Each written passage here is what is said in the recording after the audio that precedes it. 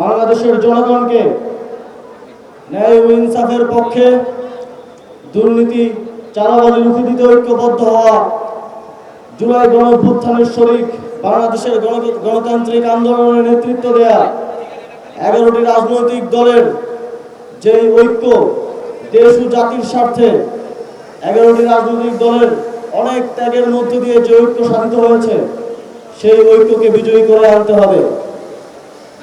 আমরা দেখি যে বিভিন্ন আসনে, আমি সারা দেশে যখন কয়েকটি আসনে আমাদের গেলাম, সেখানে দেখলাম যে একটি রাজনৈতিক দলের 3 জন প্রার্থী, 4 জন প্রার্থী, অথচ আমাদের 11টি রাজনৈতিক দলের বাংলাদেশের প্রত্যেকটি আসনে শুধুমাত্র 1 জন প্রার্থী।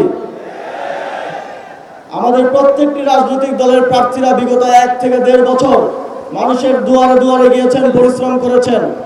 তারপরে যখন দেশ এবং জাতির স্বার্থ সামনে এসেছে, তারা তাদের এত পরিশ্রম, এত কষ্ট, নেতাকর্মীদের কষ্ট সব কিছু ত্যাগ করে ঐক্যবদ্ধ হয়েছেন, কাঁধে কাঁধ মিলিয়েছেন।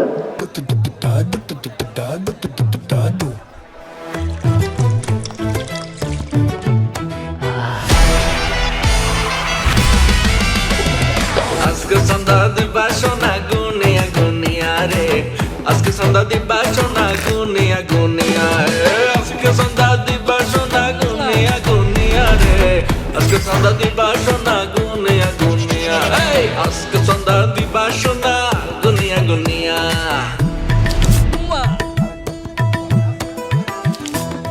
ভাই সেই লাগতেছে। আমি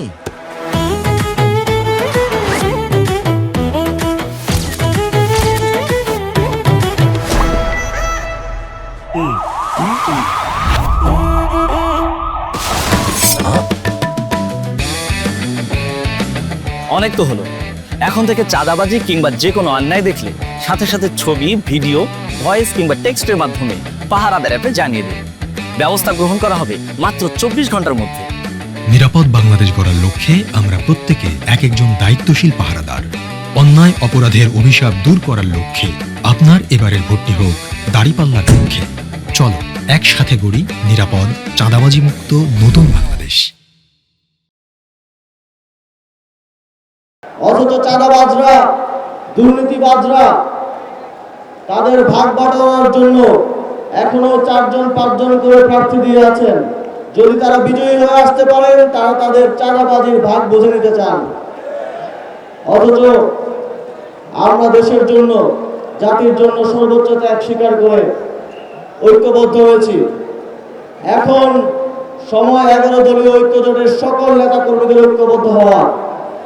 এখন সময় বাংলাদেশের জনগণের ঐক্যবদ্ধ হয়ে 12 ফেব্রুয়ারি ন্যায় ও ইনসাফের পক্ষে, আধিপত্যবাদ বিরোধী এবং সংস্কারের পক্ষে, সুশাসনের পক্ষে 11 দলীয় ঐক্যকে বিজয়ী করে নিয়ে আসা।